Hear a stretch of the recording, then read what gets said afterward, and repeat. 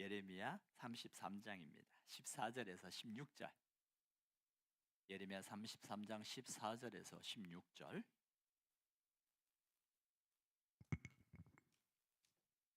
다 같이 한 목소리로 읽겠습니다. 여러분 소리를 내서 함께 읽겠습니다. 시작. 여호와의 말씀이니라.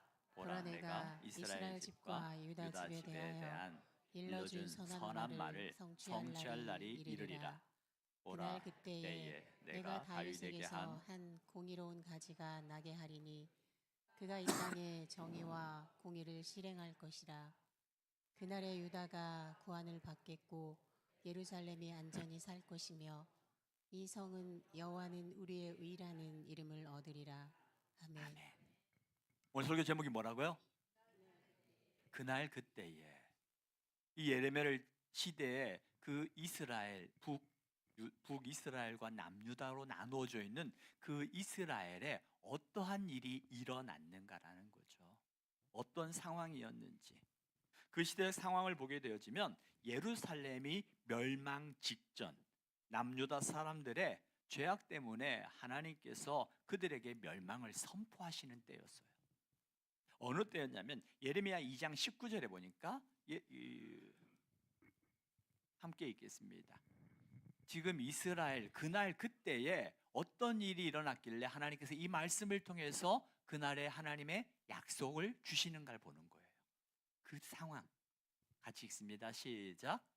내 악이 너를 징계하겠고 내 반역이 너를 책망할 것이라. 그런즉 내 하나님 여호와를 버림과 내 속에 나를 경외함이 없는 것이 악이요 고통인 줄 알라. 주 만군의 여호와의 말씀이니라. 아멘. 지금 이스라엘 백성들이 하나님 앞에 뭘 했다고요? 반역을 했다는 거예요. 하나님께로부터 멀어져 갔다라는 거예요. 그래서 하나님께서 그와 배신, 그 반역을 하나님께서 심판하시겠다고 말씀하시는 거예요. 그들의 죄악으로 인하여서 그 유대 땅에 어떠한 고통이 머무르고 있는가? 예레미야 7장 34절에 보십시오. 7장 34절 같이 읽습니다. 시작. 그때 내가 유다 성읍들과 예루살렘 거리에 기뻐하는 소리, 즐거워하는 소리, 신랑의 소리, 신부의 소리가 끊어지게 하리니 땅이 황폐하리라.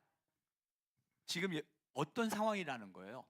그 상황, 그 주변을 돌아봐도 무슨 소리? 기뻐하는 소리, 즐거워하는 소리. 심지어 신랑, 신부가 끊어지고 더 이상 그 땅에 기쁨과 즐거움이 없을 거라는 거예요. 이런 상황만 있는 게 아니었습니다. 16장 7절에 보십시오.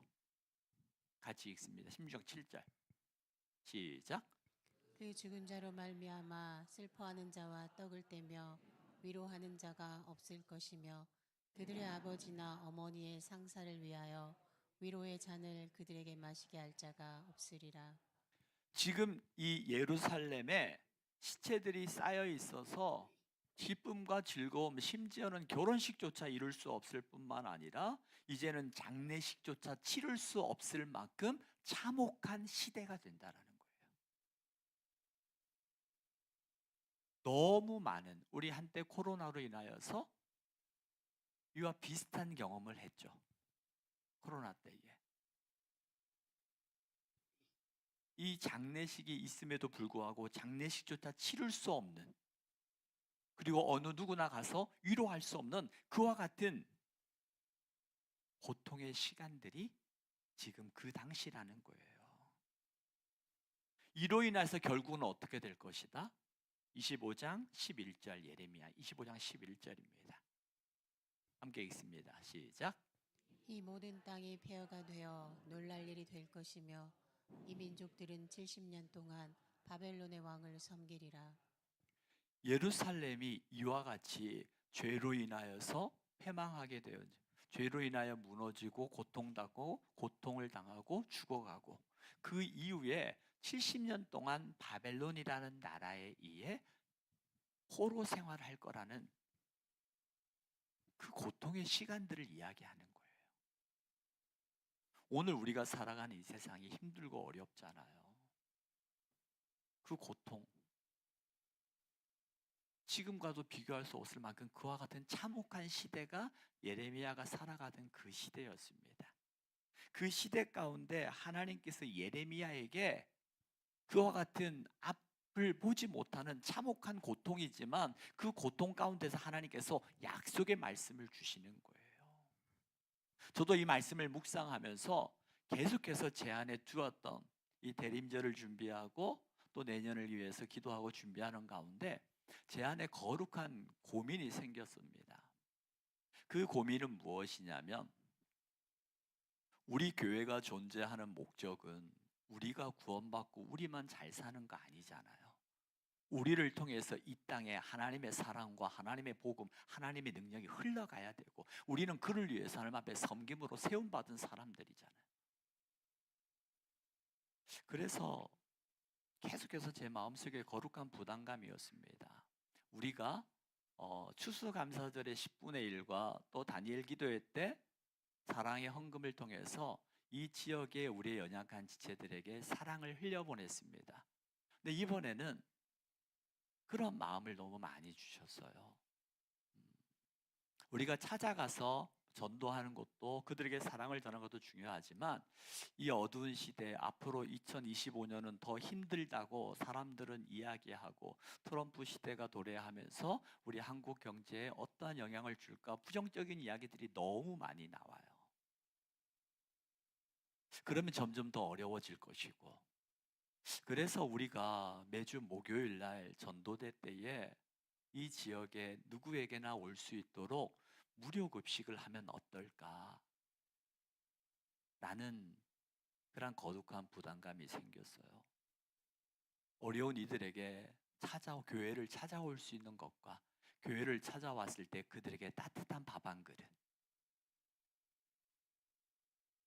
물론 1년 내내 할 수는 없지만 3월부터 아니면 이렇게 상반기에 3, 4개월, 하반기 3개월. 그래서 그분들에게 국수 한 그릇 해서 그분들에게 하면 좋겠다라는 마음이 너무 많이 들었어요. 근데 제가 주방은 못해요. 잘 못해요. 근데 하나님이 그 마음을 주셔서 이 어려운 시대 정말 이 예레미야 이스라엘의 그 어려운 때에 하나님께서 약속의 말씀을 통해서 그들에게 희망을 주셨던 것처럼 오늘 이 시대에 암울하고 힘들다고 말하는 이때에 우리 교회가 과연 이들에게 희망을 줄 수 있는 게 뭘까? 이 주방 물론 몇 분이 오실지 얼마나 많이 오실지 몰라요. 근데 그분들에게 매주마다 국수를 삶아서 드리는 것도 한두 사람의 섬김을 가지고는 힘들고 하여튼 제 안의 고민입니다. 이건 제가 혼자 할 수 있는 게 아니기 때문에 여러분들의 많은 마음이 맞아줘야 돼요. 그래서 이 어려운 때라고 말하는 이때에 우리 교회가 이 지역에 빛이 되었으면 마치 이 어두운 이제 이 대림절 기간에 촛불을 켜는 것은 어두움 점점 색깔이 흰색으로 바뀌면서 마지막 예수 그리스도가 이 땅의 희망이요 소망임을 나타내는 하나의 예식이거든요. 제 안에 거룩한 고민이에요. 우리 교회가 그 일을 감당할 수 있는 그런 하나님의 마음은 주셨어요. 그런데 어떻게 그 일을 감당할까? 그건 사람들의 힘이 모여져야 돼요. 그래서 이 말씀을 준비하면서 또 대림절을 그리고 내년을 계획하면서 제 안에 오는 거룩한 부담감을 이 말씀을 나누면서 그 어떠한 일을 할 수 있을까? 그런 고민을 해보게 되었습니다. 이 예레미야 이와 같은 이 암울한 상황 속에서 하나님께서 오늘 이제 33장 14절부터 약속의 말씀을 주시는 거예요. 14절 말씀 같이 한번 읽어볼까요? 14절 같이 읽습니다. 14절 시작. 여호와의 말씀이니라. 보라, 내가 이스라엘 집과 유다 집에 대하여 일러준 선한 말을 성취할 날이 이르리라. 아멘. 그와 같은 어두운 상황, 암울한 상황 속에서 하나님 말씀하시는 거예요. 거예요. 보라, 내가 이스라엘 집과 유다 집에 대하여 일러준 선한 말, 그 말들을 내가 성취할 날이 오겠다고 말씀하시는 거예요. 그 말씀이 무엇인가? 하나님께서는 이스라엘 백성들에게 언약을 주실 때 어떻게 주셨냐면, 먼저는 모세를 통해서 시내산에서 계명을 통해서 언약을 주셨습니다. 또한 그 언약은 이제 시내산에서 돌판으로 새겨준 언약도 아니었습니다. 이제 하나님이 새로운 약속을 주시고 그 약속을 성취하겠다고 말씀하신 그 약속은 무엇이냐면, 다윗 왕이 주셨던 그 약속도 아니고요. 예레미야 31장 31절 33절에 하나님께서 그들에게 마음에 심겨준 언약이었어요. 같이 한번 읽어볼게요. 예레미야 31장 31절 33절 같이 읽습니다. 시작. 여호와의 말씀이니라. 그런 날이 이르리니 내가 이스라엘 집과 유다 집에 새 언약을 맺으리라. 이 언약은 내가 그들의 조상들의 손을 잡고 애굽 땅에서 인도하여 내던 날에 맺은 것과 같지 아니할 것은, 내가 그들의 남편이 되었어도 그들이 내 언약을 깨뜨렸음이라. 여호와의 말씀이니라. 그러나 그날 후에 내가 이스라엘 집과 맺을 언약은 이러하니, 곧 내가 나의 법을 그들의 속에 두고 그들의 마음에 기록하여 나는 그들의 하나님이 되고 그들은 내 백성이 될 것이라. 여호와의 말씀이니라. 아멘. 하나님께서 구약의 모세를 통해서 돌판에 새겨준 말씀이었다면, 이제 그 돌판에 새겨진 것은 잘 지워지지 않지만 깨어졌잖아요. 그래서 하나님께서 우리 마음에, 그 무엇으로도 지워지지 아니하는 마음에 하나님의 말씀을 주셔서 그 말씀을 통해서 우리에게 생각나게 하시고 그 말씀을 끝까지 하나님과 지켜나갈 수 있도록 그 새로운 언약, 그 무엇에 의해서 지워지지 않고 끊어지지 않은 그 하나님의 약속의 말씀을 주셨어요. 그 약속의 말씀을 통해서 이제 하나님이 그 약속을 이루시겠다고 오늘 33장에서 말씀하시는 거예요. 내가 이스라엘 집과 유다 집에, 북이스라엘은 아수르라는 나라에 의해서 멸망되어졌고, 이제 남유다가 바벨론에 의해서 멸망되어지기 직전이에요. 그리고 그 멸망되기 전에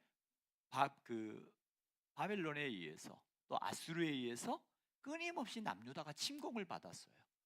전쟁을 경험해 본 분들은 너무나 잘 알 겁니다. 전쟁의 그 피해가 얼마나 큰지. 우리 한때 우크라이나 전쟁으로 인해서 우크라이나 선교사님 와가지고 그 참혹함을 한번 나눠준 적이 있죠. 그 전쟁의 피해는 얼마나, 지금도 그 고통 속에 두려움 속에 떨며 살아가는 사람들, 그들에게 하나님께서 오늘 희망을 주시는 거예요. 그리고 그 희망이 누구인가를 보는 거예요. 그 희망의 주체가 누구인가를 이야기를 하는 겁니다. 15절에 같이 한번 읽어보겠습니다. 33장 15절 같이 읽습니다. 시작. 그날 그때에 내가 다윗에게서 한 공의로운 가지가 나게 하리니 그가 이 땅에 정의와 공의를 실행할 것이라. 아멘.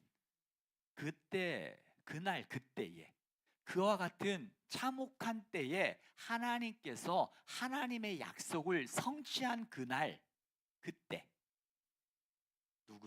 다윗에게서 한 공의로운 가지가 나서, 그 공의로운 가지는 누구예요? 예수님을 예수님을 예언하는 거예요.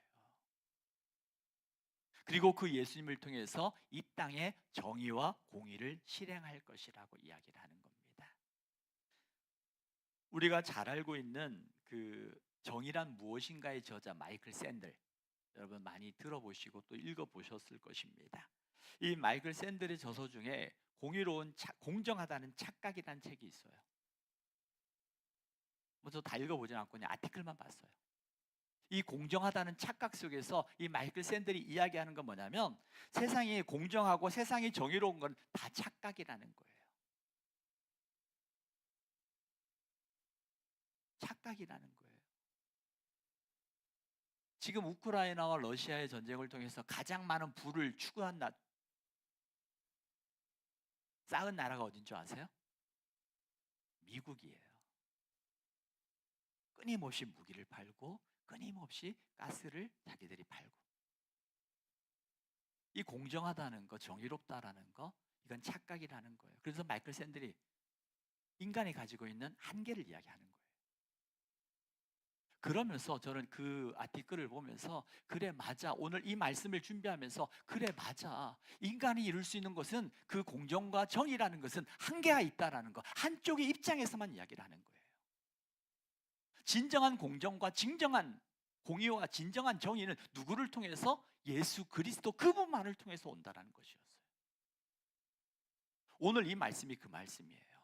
그날 그때에 세상에서 말하는 공의, 세상에서 말하는 정의, 그 누군가의 한편에서 오는 공의와 정의가 아니라 모든 이들에게 오는 공평한 정의, 그 공의와 정의는 누구를 통해서? 다윗에게서 한 가지가 나서 바로 그 예수 그리스도로 말미암아 이 땅의 공의와 정의가 이루어질 것이라고 예레미야는 예언하고, 그 예레미야는 그 시대 고통 속에 살아가는 그들에게 희망을 주는 거예요. 지금은 내 삶이 이렇게 고통스럽지만, 지금은 내 삶이 아무런 희망이 없지만, 지금은 내 삶에 아무런 손바닥만한 구름조차 보이지 않는 그러한 상황이지만, 하나님, 예레미야가 이스라엘 백성들에게 그래 맞아, 지금 이와 같이 어렵고 고통스러워, 그러나 하나님께서 이제 그 약속을 성취하실 거야. 그 성취하시는 이가 누군지 알아? 다윗에게서 한 가지가 나와서 그분을 통해서 공의와 정의를 이루어 가실 그분을 바라보라는 거예요. 인간이 이룰 수 있는 공의와 정의는 다 착각이라고, 한계가 있어요. 한쪽의 입장이잖아요.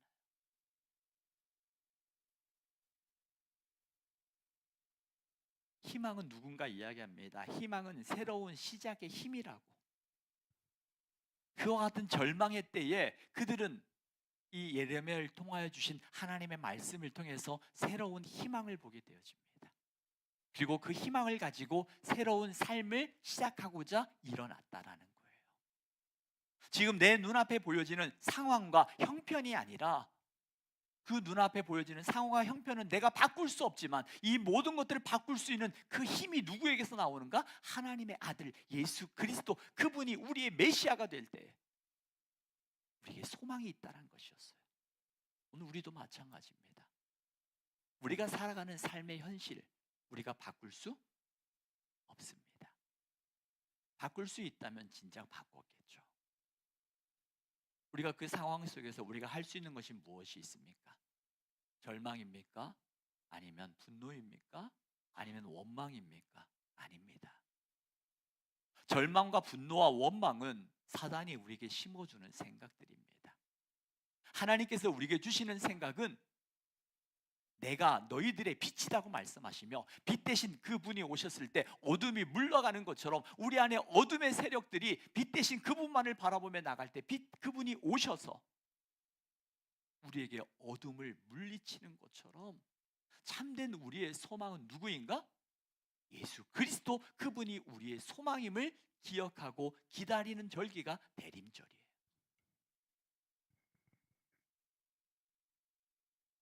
이 공의와 정의라는 건 미시파트와 세데카라는 단어인데, 이 단어를 보면 이 체데카라는 정의라는 것은 유대인들의 그 체데카라는 단어가 여러 가지 의미가 있는데 그 중에 한 단어가 구제라는 단어예요.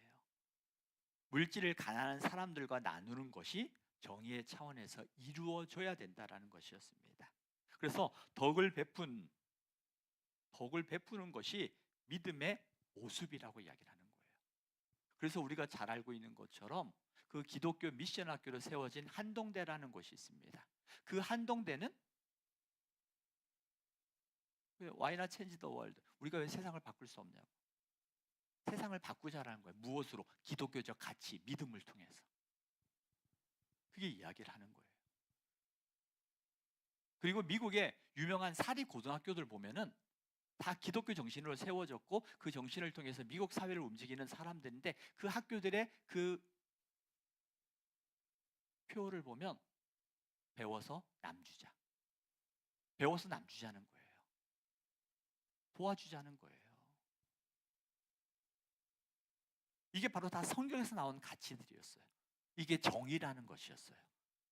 내가 가지고 있는 것, 그게 많지 않지만 그걸 통해서 도와주고, 우리가 성공하고자 하는 목적도 내가 배부르고자 하는 것이 아니라 내 성공을 통해서 이웃을 돌아보고 힘들고 어려운 자들을 찾아서 나눠주는 것.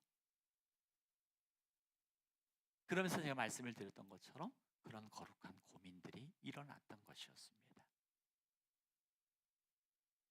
우리가 매년 성탄절이 되어지면 이제 우리 올해도 할 거예요. 여러분들이 뭐 자그마한 선물들 모두 좋아요. 그래서 우리가 작년에는 예수재활원에 작은 선물을 함께 나눴다면 이번 성탄절에도 마찬가지입니다. 어느 곳에 가든지 지금 찾아보고 있어요. 그 사랑을 흘려보내는 거예요. 성탄절은 나를 위해서가 아니라 나를 오신 예수님이 나를 통해서 그 사랑이 흘러가는 거예요. 종표가 읽었던 것처럼 희망의 촛불이 우리의 마음속에서 환히 빛나길 바라며 그 빛이 우리의 삶을 통해서 세상에 전해지기를 바랍니다라고 마지막에 얘기했던 것처럼, 그 빛 대신 예수님이 절망 속에 살아가는 우리들에게 오셔서 빛이 되었던 것처럼 이제 우리도 그 누군가의 빛이 되어서 세상 사람들에게 흘려보내겠습니다라고 다짐하는 것이 대림절이라는 거예요. 그래서 성탄절을 맞이해서 우리 교회도 또한 주변에 연약한 곳에 올해도 할 겁니다. 우리가 매년 첫 해부터 와서 내복, 많은 내복을 했었죠. 내복해가지고 한 200벌 지역 주민들에게 나눠드린 적이 있습니다. 내복을 하고 쌀을 하고 때로는 옷을 사서 나눠주기도 하고요. 올해도 여전히 그 그리스도의 사랑, 나를 위해서 오신 예수님의 그 사랑이 우리를 통해서 흘러갈 수 있도록 그와 같은 일들을 하려고 합니다.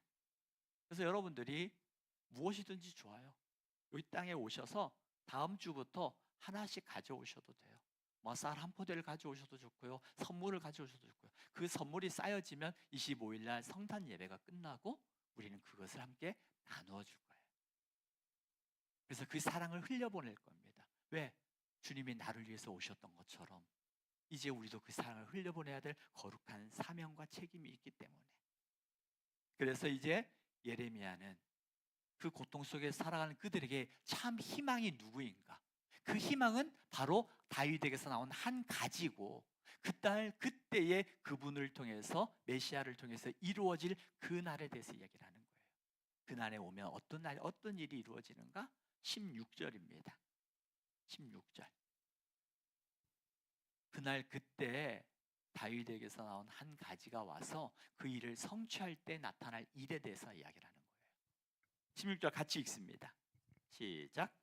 그 날에 유다가 구원을 받겠고 예루살렘이 안전히 살 것이며 이 성은 여호와는 우리의 의라는 이름을 얻으리라. 아멘. 그날에 다윗에게서 한 가지가 와서 그의 언약을 성취할 때에 어떤 일이 일어난다고요? 유다가 구원을 받겠고, 유다가 구원을 받겠고라는 거예요. 그때가 되어지면 지금은 우리가 전쟁으로 인해서 아수르에 의해서 바벨론에 의해서 얻어 터지고 죽어가고 더 이상 아무런 소망이 없는 것처럼 보여지는 그와 같은 상황이지만 그 희망이 새로운 시작을 나타내는 것처럼 그 희망의 근거가 예수님이었다는 거죠.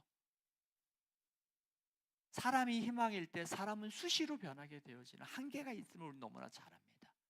그런데 변하지 않는 신실하신 예수 그리스도, 그분이 우리의 메시아 되어지고 우리의 소망이 될 때 그분께서 우리에게 언약을 이루시는 그 날에 보니까 유다가 구원을 받겠고, 이 구원이라는 것은 바로 메시아 때 구원의 때에 하나님의 나라가 도래한다는 거예요. 오늘 우리에게도 마찬가지입니다. 예루살렘은 지금 전쟁의 폐허로 인하여서 살아갈 수 없는 고통이지만 그때 그날에 하나님의 구원이 임하여지면 그곳의 구원의 거처가 되어서 하나님의 의의 이름을 얻을 뿐만 아니라 그곳을 통해서 하나님의 일하심을 증거하는 곳이 될 거라는 것이에요. 희망을 줬어요. 희망을. 지금 상황은 이렇지만 우리의 희망 되신 그분의 말씀을 붙잡고 나갈 때 그 말씀을 이루시는 신실하신 하나님의 언약을 본다라는 것이었어요.